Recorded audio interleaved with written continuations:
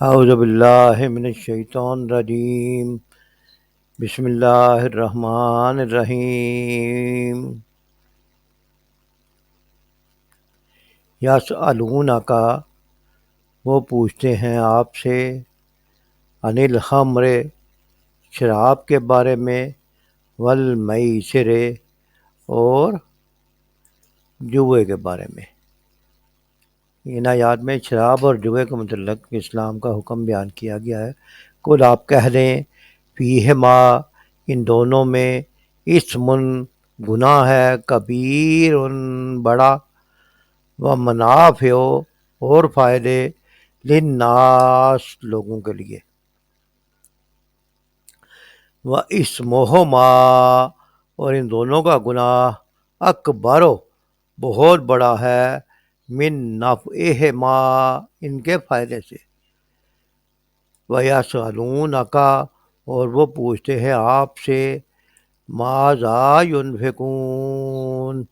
ماذا کیا کچھ ينفقون وہ خرچ کریں۔ قل آپ کہہ دیں العفو زائدہ ضرورت، صحابہ کرام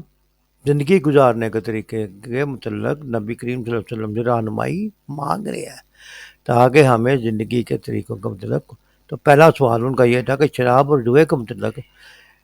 آپ کا کیا مشورہ ہے یا کیا حکم ہے، تو اس کا بتایا کہ اس کے فائدہ تو ہے لیکن اس کا گناہ بھی ہے، اور اس کا گناہ زیادہ ہے، اس کا نقصان زیادہ ہے فائدے کی بنسبت۔ قل اللہ اور جو ضرورت سے زائد مال ہے وہ آپ اللہ کی راہ میں خرچ کریں، کذالک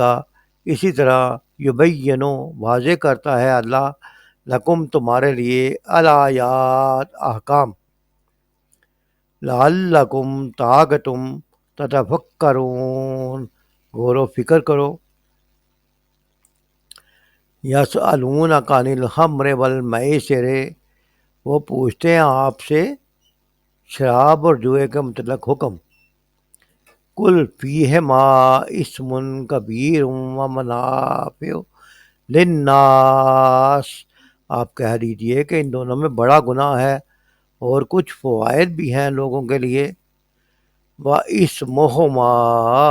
أَكْبَرُ مِن نَفْعِهِمَا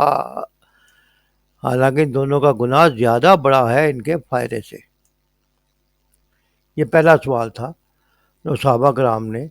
کیونکہ صحابہ کرام تو چاہتے تھے کہ ہر چیز جو ہے زندگی گزارنے کا پورا طریقہ دین کے مطابق گزاریں، تو چونکہ عرب میں رواج تھا شراب اور جوا عام تھا، لیکن بعض صحابہ جو تھے وہ سمجھتے تھے کہ ان کے نقصانات بھی ہیں، تو انہوں نے اس کے متعلق کلیریفیکیشن مانگی، تو اللہ تعالیٰ نے بتا دیا کہ ان کا گناہ بڑا ہے ان کے فائدے سے۔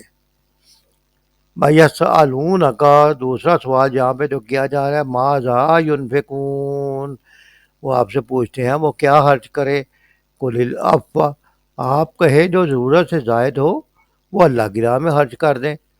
کذالک یبین اللہ لکم الآیات اسی طرح اللہ بیان کرتا ہے تمہارے لیے احکام، لعلکم تتفکرون تاکہ تم غور و فکر کرو۔ ان آیات کی تفسیر میں تفسیر ابن کثیر میں بیان کیا گیا ہے کہ شراب اور جوئے کی ممانعت جو ہے وہ ایک ہی دفعہ میں حکم نازل نہیں ہوا، بلکہ تدریجی طور پر آہستہ آہستہ کر کے منع کیا گیا۔ کیوں کہ اسلام سے پہلے عرب میں مدت سے لوگ شراب اور جوئے کے عادی تھے، اور مدینہ شریف جب تشریف لائے تو مدینہ میں بھی شراب اور قمار بازی جوئے کا رواج عام تھا، اور لوگ اس کو عام بات سمجھ کے کرتے رہتے تھے، اس کے نقصانات سے بے خبر تھے۔ تو حضرت عمر فاروق جو سچے مسلمان تھے، حضرت معاذ بن جبل اور چند انصاری صحابہ آپ صلی اللہ علیہ وسلم کی خدمت میں حاضر ہوئے اور عرض کیا کہ شراب اور قمار جوا انسان کی عقل کو خراب کرتے ہیں اور مال بھی برباد کرتے ہیں، ان کے بارے میں آپ کا کیا ارشاد ہے؟ تب یہاں اس آیت میں یہ تو نہیں کہا گیا کہ ان دونوں چیزوں کا استعمال گناہ ہے، بلکہ یہ بتایا گیا کہ ان کے استعمال سے دوسری باتیں گناہ کی پیدا ہو جاتی ہیں۔ مثلاً شراب سے عقل زائل ہو جاتی ہے، صحت برباد ہوتی ہے، جوئے سے مال کی حرص و محبت بڑھ جاتی ہے، جو تمام خرابیوں کی جڑ ہے۔ شراب اور جوا انسان کو نیکی سے روکتے ہیں، اور جس قوم میں اور جس سوسائٹی میں شراب عام ہو، وہاں فساد، بے حیائی اور گناہ بہت بڑھ جاتے ہیں۔ لہٰذا ان کا نقصان جو ہے وہ زیادہ ہے، اگر کوئی ان کا فائدہ ہے تو اس کی نسبت۔ سید ابو العلا مودودی رحمۃ اللہ علیہ لکھتے ہیں کہ شراب اور جوئے کا متعلق پہلا حکم ہے، جس میں صرف ہزارے ناپسندیدگی کر کے چھوڑ دیا گیا، تاکہ ذہن ان کی حرمت قبول کرنے کے لیے تیار ہو جائے۔ بعد میں احکام نازل کر دیے گئے، اور پہلے لیول کے طور پر شراب پر پی کر نماز پڑھنے کی ممانعت آئی، اور پھر شراب اور جوئے اور اس تمام ایسی چیزوں کو حرام کر دیا گیا۔ لہذا ذہن آہستہ آہستہ اس حکم کو ماننے پر آمادہ ہوئے، اور اس پہ پوری انسان کی برین واشنگ کر کے، انسان کی تربیت کر کے اس چیز کے شر سے لوگوں کو نجات دلائی گئی۔ تو یہ جو فرض فرمایا کہ کل العفو، یعنی اپنی ضرورت سے زیادہ جو ہے وہ خرچ کرو اللہ کی راہ میں، یعنی جو سرپلس مال ہے آپ کے پاس اس کو جمع کر کے رکھنے کے بجائے سرپلس مال ضرورت مندوں کے لیے نکال دو۔ اپنے ضروری اخراجات کے لیے مال بچا سکتے ہو تو اس کو اپنے ضروری اخراجات پہ خرچ کرو، اور اس سے جو بچ جائے، جو سرپلس ہو جائے، وہ اللہ کی راہ میں خرچ کرو۔ اس آیت میں اللہ تعالیٰ نے انسانی سوسائٹی کی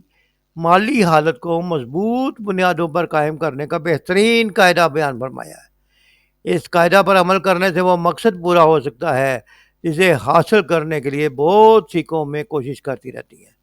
لیکن پوری طرح کامیاب نہیں ہوتی۔ یعنی ایسا نظام جس میں ہر شخص کی روزی کا سامان کر دیا جائے،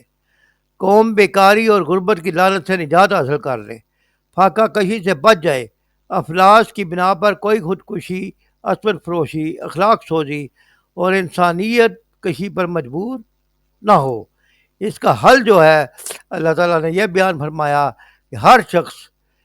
جائز اور حلال طریقے سے روپیہ کمائے، اپنی ضرورتیں پوری کرے، اور جائز ضروریات کے بعد جو بچا سکے وہ ضرورت مندوں میں تقسیم کر دے۔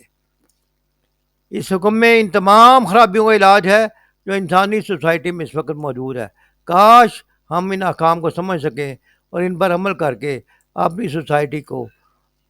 درست کر سکیں۔ جاننا چاہیے کہ اللہ تعالیٰ نے ہماری بہتری اور رہنمائی کے لیے جو مختلف احکام نازل فرمائے ہیں، ان پر توجہ دی جائے، ان سے غفلت اور لاپرواہی نہ برتی جائے، ان کی ہنسی نہ اڑائی جائے، ان پر اعتراض نہیں کیا جائے، بلکہ انسانی فلاح و بہبود کے ضامن ہیں یہ احکام۔ یہ دنیا میں خوشحالی لاتے ہیں اور آخرت میں بھی سرخروئی اور انعام کا سبب بنتے ہیں۔ ان سے ناواقف رہتے ہوئے ان پر عمل نہ کرنے سے انسان اندھیرے میں جا پڑے گا، اور ان کو اختیار کرنے سے چاروں طرف روشنی پائے گا۔ اگر دنیا میں زندگی گزارنی ہے تو آخرت کے لیے بھی کوئی توشہ جمع کیا جائے، اور یہ سب ان احکام کی پیروی میں مذکور ہے۔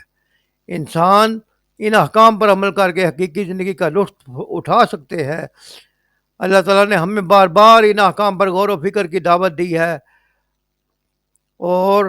فرمایا ہے کہ احکام الہی سے تمہاری آخرت بھی درست ہوگی اور خود دنیا بھی سنور جائے گی۔ اس آیت کا ترجمہ ایک دفعہ دوبارہ پڑھ لیتے ہیں۔ اے پیغمبر صلی اللہ علیہ وسلم، لوگ تم سے شراب اور جوئے کا حکم دریافت کرتے ہیں، کہہ دو کہ ان میں نقصان بڑے ہیں اور لوگوں کے لیے کچھ فائدے بھی ہیں، مگر ان کے نقصان فائدوں سے کہیں زیادہ ہے۔ اور یہ بھی تم سے پوچھتے ہیں کہ اللہ کی راہ میں کون سا مال خرچ کریں، کہہ دو کہ جو ضرورت سے زیادہ ہو۔ اس طرح اللہ تمہارے لیے اپنے احکام کھول کھول کر بیان فرماتا ہے تاکہ تم سوچو۔ وما علینا الا البلاغ۔